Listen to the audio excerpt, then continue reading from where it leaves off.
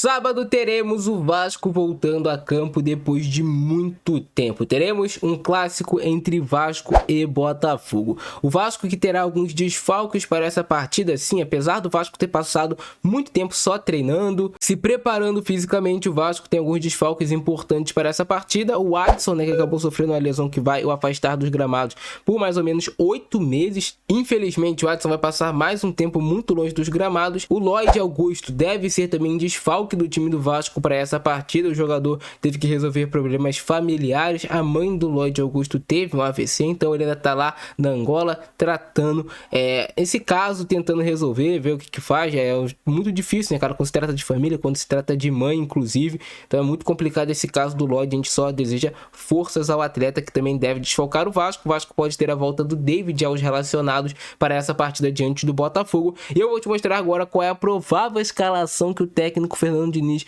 deve colocar em campo, como ele deve escalar esse time do Vasco titular para enfrentar o Botafogo no sábado. Vem comigo.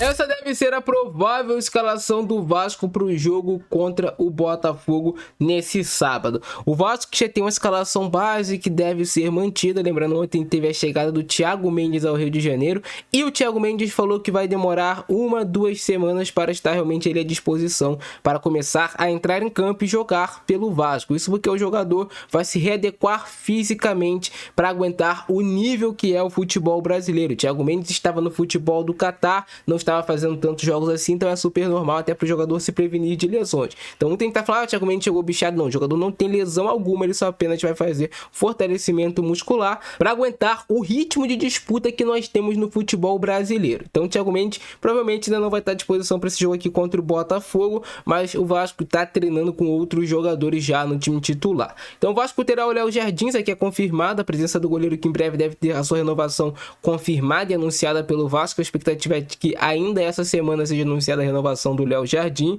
O Paulo Henrique na lateral direita.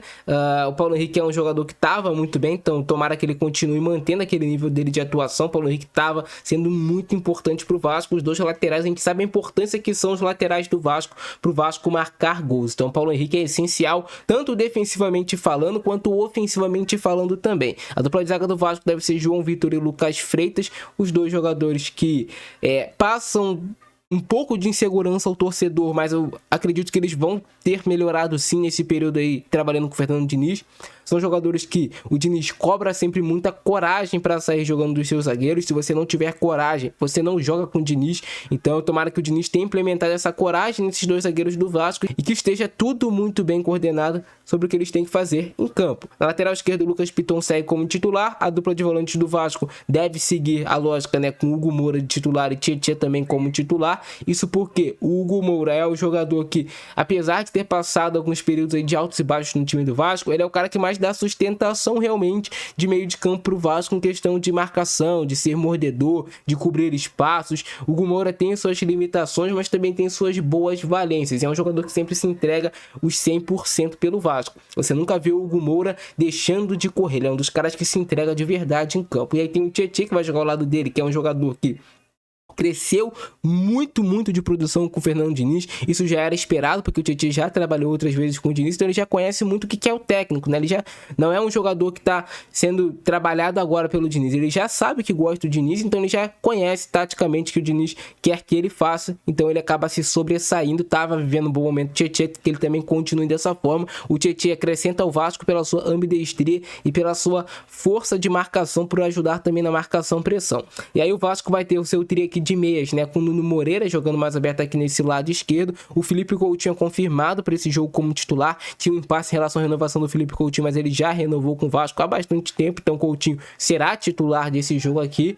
E o Ryan será titular pela ponta direita. O Ryan, que é uma grande esperança de gols do Vasco, uma grande esperança de assistências, de que ele continue mantendo aquele nível de atuação, cara. A tendência é só o Ryan melhorar, né, cara? Porque ele teve tempo para trabalhar fisicamente, para treinar com o Fernando Diniz, e o Fernando Diniz conseguiu os ajustes finos pontos ali que faltavam nesse time do Vasco, com o Verratti como centroavante.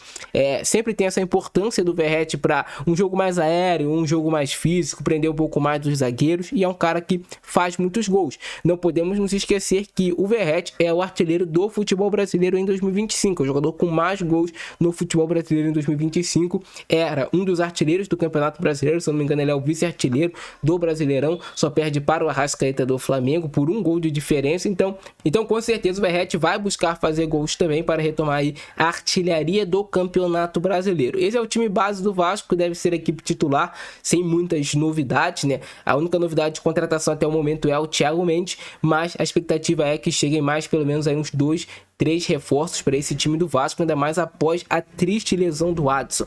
Que sofrimento do Adson, tava voltando de lesão, com certeza estava muito empolgado porque estava conseguindo se recondicionar fisicamente para aguentar a bateria de jogos, e aí acontece uma lesão na mesma perna do Adson, é complicado, cara. Mas desejo forças ao jogador aqui, com certeza quando ele retornar, ele vai conseguir retornar sim e vai ajudar o Vasco, não tenho dúvida disso, que o Adson, antes de se lesionar, estava jogando muita bola, né? O Adson, o David, o time do Vasco, quando estava começando a encaixar, perdeu esses 2 caras ano passado, que foram uma perda muito grande e sentida para o Cruz Maltino. Mas essa deve ser a provável escalação do Vasco contra o Botafogo, um jogo muito difícil, muito complicado. O Botafogo tem um time forte, tem uma equipe com muitos bons jogadores, e o Vasco terá que fazer um jogo no seu limite para conseguir sair com os 3 pontos de Brasília. Mas é isso, cara. Gostaram do vídeo? Deixa o like, se inscreve no nosso canal, ativa o sininho. Ficando nessa, abração do Francisco, nós fui.